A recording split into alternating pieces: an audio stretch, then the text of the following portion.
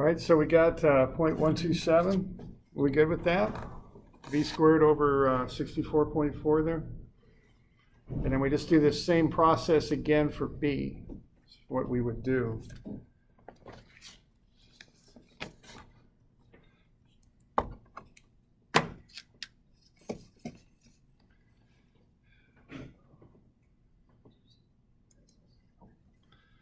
All right, so what you do there, you find the radius of B in feet.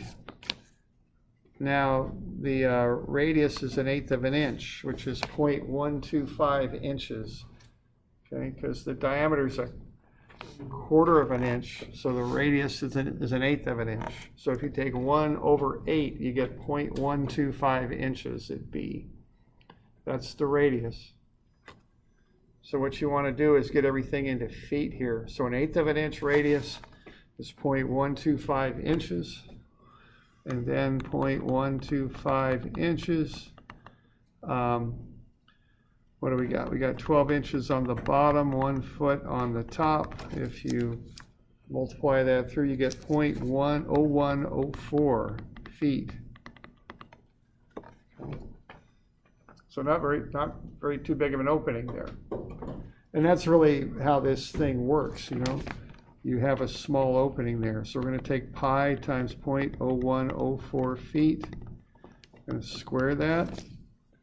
And we're going to get 0.000341.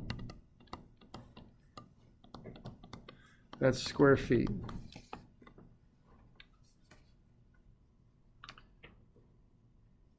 Okay. And then if you want to find the velocity there, you know what the flow rate is. It's 0.0156 cubic feet per second, and then we're going to divide it by 0.000341 square feet.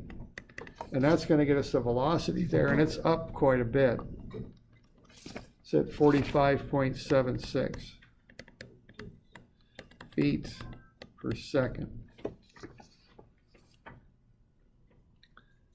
So originally that water's going through there at about 2.86 feet per second. Now it's going through at 45.76 feet per second.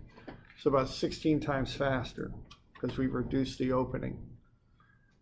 And that has quite an effect on the velocity head. Because you got 45.76 feet per second. You square that and you divide it by 64.4, and the velocity head is way up at 32.52 feet. Okay. So by constricting the opening, you make the velocity go way up, and that makes the velocity head go way up.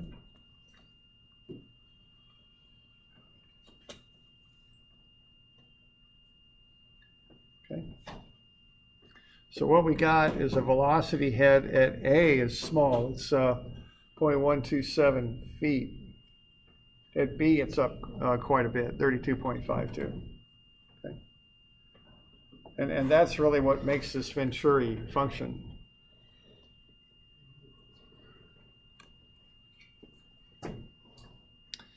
All right. So if you want to get that table filled in there, for elevation, it's flat. That's just a flat pipe. So those are both zeros.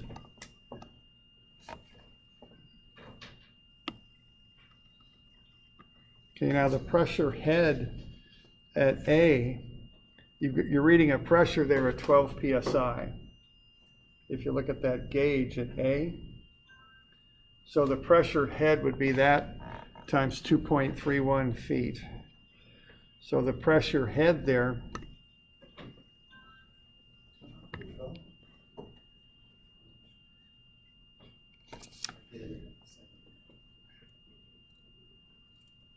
all right, so what we got there for pressure head is 12 psi. And then we got 2.31 feet per psi. So that ends up equaling 27.72 feet. Okay, so that's how much energy the water has in pressure at A. Okay. I think I missed that. Where did you get your pressure? It's right off the gauge there at A on the sketch at the top, 12 psi at the gauge. And then you put in velocity? No, we just factor that up by 2.31 feet per psi.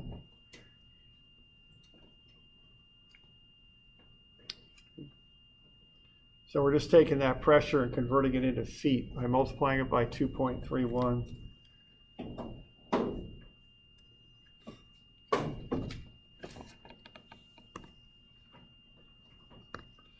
All right, so that gets us 27.72 feet. And then we got 0.13 feet of velocity head at A. So no elevation, 27.72 for pressure, and 0.13 for velocity head. So we end up with 27.85 feet of energy.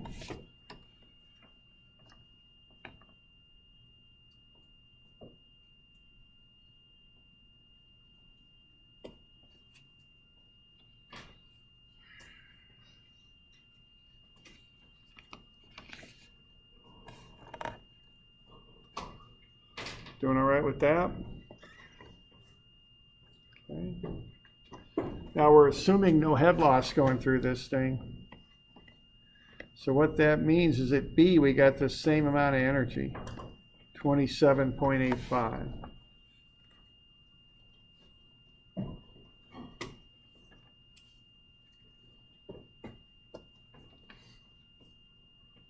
Okay.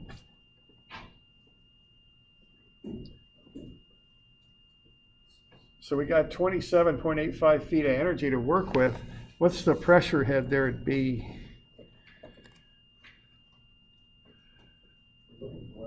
No, we got it. I'm sorry, the velocity head. My bad, yeah, velocity head. Velocity head is what, 32.52?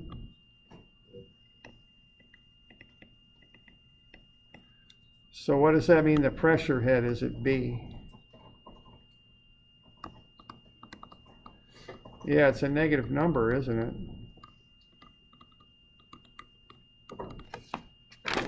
Take the difference. I'm getting negative 4.67.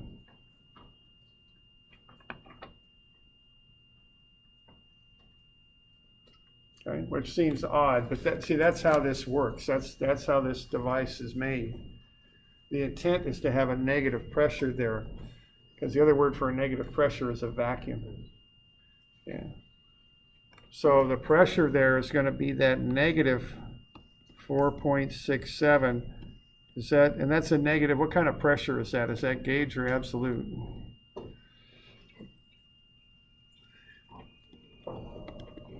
That's gauge, yeah. Negative gauge is a vacuum. Okay? So what's happening there is you're pulling a vacuum.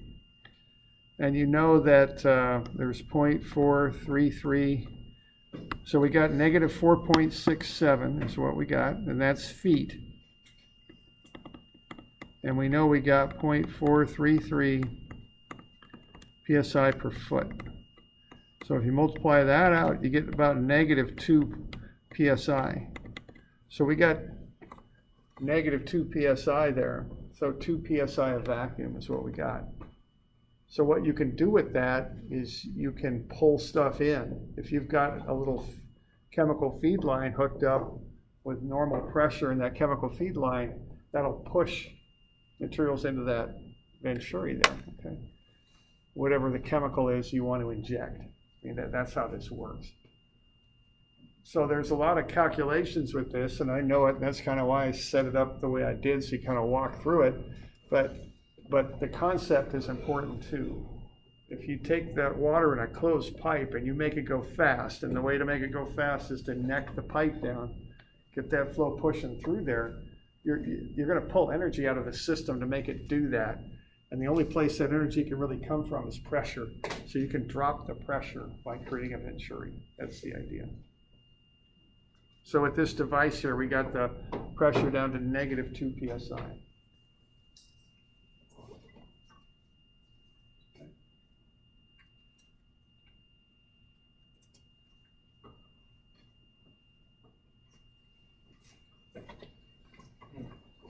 We're good with that?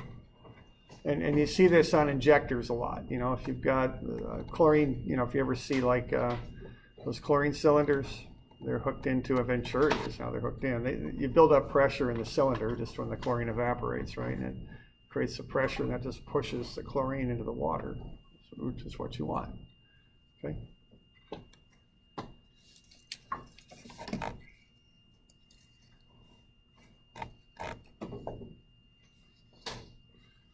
We doing all right with that? We got any questions on that example there?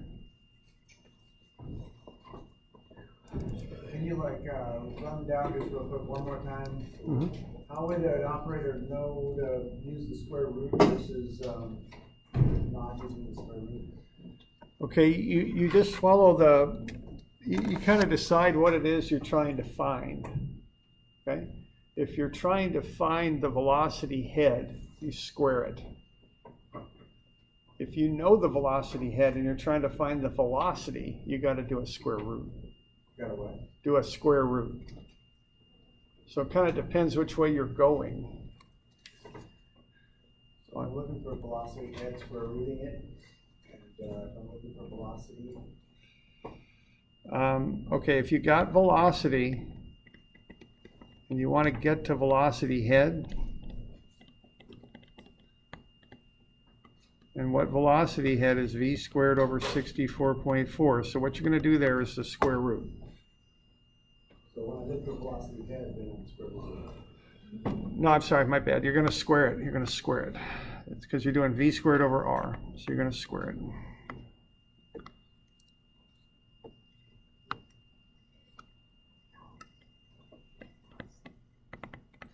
If you've got velocity head, if you've found that in some other way, and you want to get to velocity, then you do the opposite. You take a square root. Okay? So velocity to velocity head, the formula for that is v squared over 64.4, so you use the square function. And if you're going velocity head to velocity, then you take a square root. Okay? So that's how that works.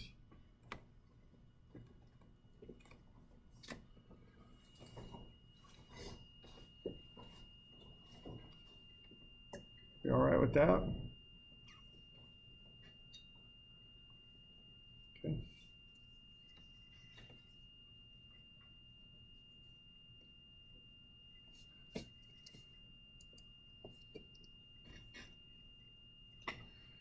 All right, why don't we have a look at a little homework problem here that's 10-8. So it's in the back of the book. We got a little bit of time. I'm going to get started on this one.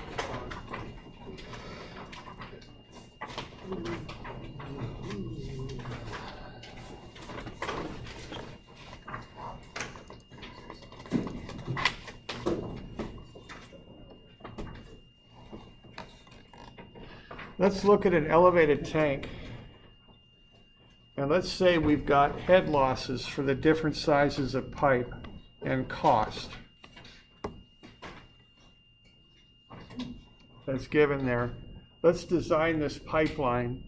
We've got 3 runs of pipe. Each run has to be the same size. And what we know is the pressure in the line cannot drop below 30 psi.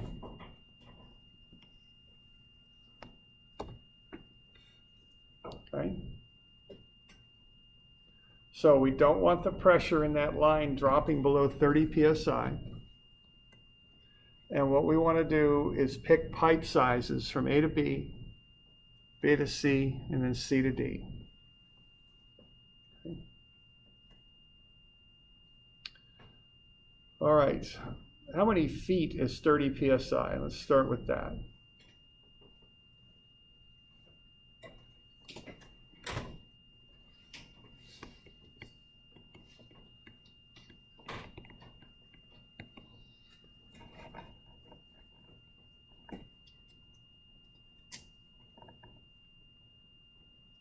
So if we got 30 psi, how many feet of water is that?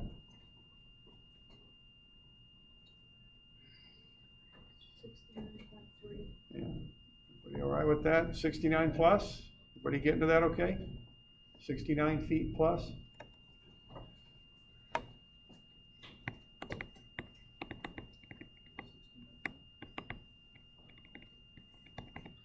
$69.3 feet. All right.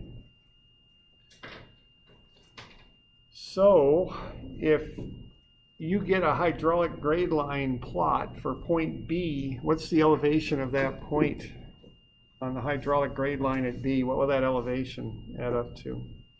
If you look at what's going on with point B, if we're going to assume we got 30 psi there, how high will that hydraulic grade line point end up being there? 530. Let's see, what do we got there? 430. We got 490 there. 559. Yeah. Okay, that's the elevation of the pipe. You all with me there? And now what are you going to add to that for pressure? 69. Yeah. So we're going to get up to what? 559.3? Right? You all good with that? Any questions on that bit?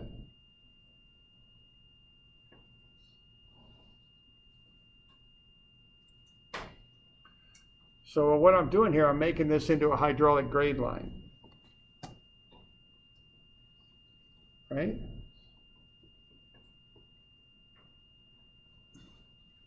So what are those other elevations then on the hydraulic grade line at C and at D? Now this isn't quite a hydraulic grade line, but it's the idea. This is, you can't go below this line, because if your hydraulic grade line drops below this line I'm creating, what's going to happen to your line then? What happens to the pressure? Yeah, it's ain't high enough, right? Because what we're plotting is the minimum line that'll keep 30 psi, that will hold 30 psi, the minimum elevation there. So what are these other elevations here? How about at C, what do we got? 529. Is it, yeah, 529? Okay, thanks. So that's 529.3, and then how about at D? 504. Thanks, 504.3. Okay, so we can't go below this line. And this is looking like that little thing I showed you when we did hydraulic grade line, that plot they came up with the storm drain. That's kind of what I'm doing here. All right, you all good with that? All right, now what's the difference between, now look at where that tank is at. We're at 574, right? That's, okay. And see, this is data, this is what surveyors get for you. They shoot how high this stuff is for you. You know, that's what they do. They figure out elevations and lengths and stuff like that. So they know that tank, when we fill it, is at 574.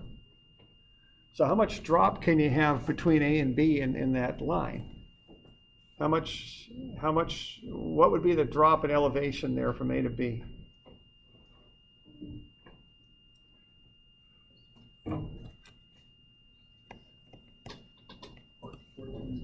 Yeah, 14.7, so 574 minus 559.3, 14.7? Okay. How long is that? 200 feet? You with me there? 200-foot run? That's what A to B says. So what's the head loss per 100 feet you can have then? Yeah, 3.35 is it, I think? Or 8, no, 7, yeah, 7.35, right? Because we got a 200-foot run, we can have 14.7 feet. So we can have 7.35 feet per 100 feet.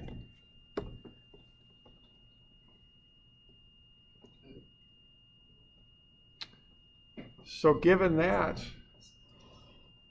what size pipe are you going to use from A to B?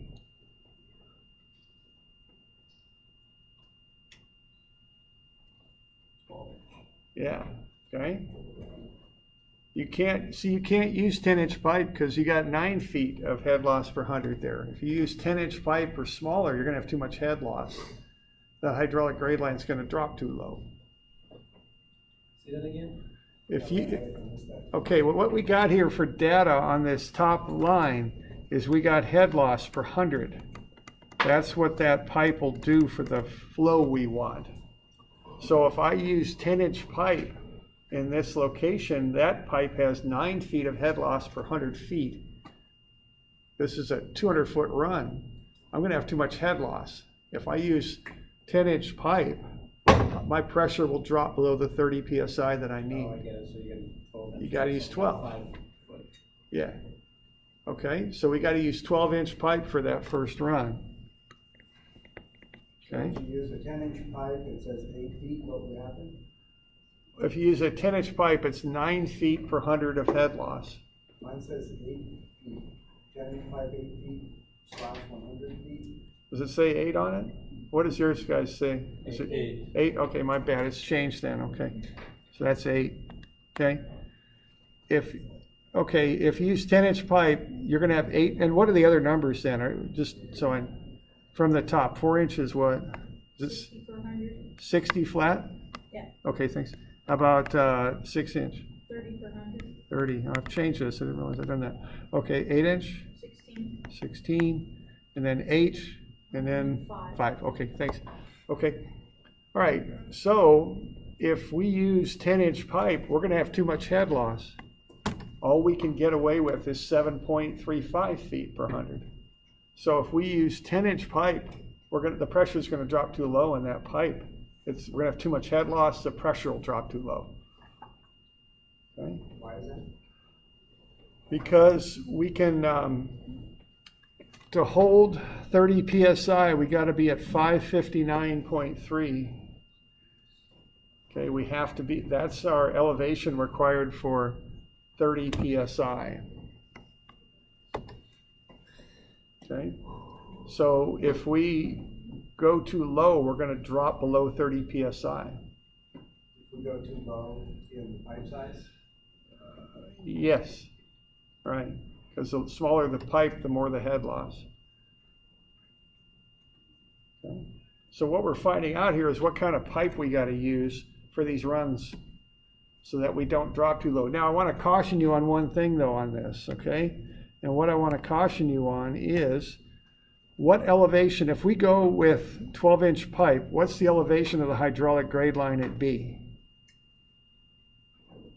If we use 12-inch pipe. A foot more. Let's see, what do we got? We got 5 feet per 100, right? And we got 200 feet of pipe. So what's our head loss if we're using 5-inch pipe for that run A to B? Be 10 feet, right? So what's the elevation of the hydraulic grade line here? It's not 559.3. That's the point I want to make. Okay, it's 564, right? So you got more elevation to play with than it kind of looks like off of that graph. Okay, you got to track where you actually are. The blue line I just drew is the minimum hydraulic grade elevation you can have. You want to also track what grade you actually have for your different pipe selections. Where did you get 560? 564. What I'm doing there, I'm taking 574 minus the 10 feet of head loss, and that's where I'm getting the 564. So there's a little bit more to this than just taking the differences you see there and working them out. You've got to kind of track where you are as you work your way to the right. And you can play different games with this. You can drop your pipe size quite a bit here and then maybe use bigger pipe for the next run. There's different ways you can play this to get to the result you want. So a designer is going to look at some of those options. It's not just a matter of picking the smallest pipe you can get away with every time. Sometimes you won't want to sacrifice on this run so you can gain more on the other run, kind of thing. Okay, so you play around with it a little bit. we're about out of time here, but we'll cover this a little bit more next time.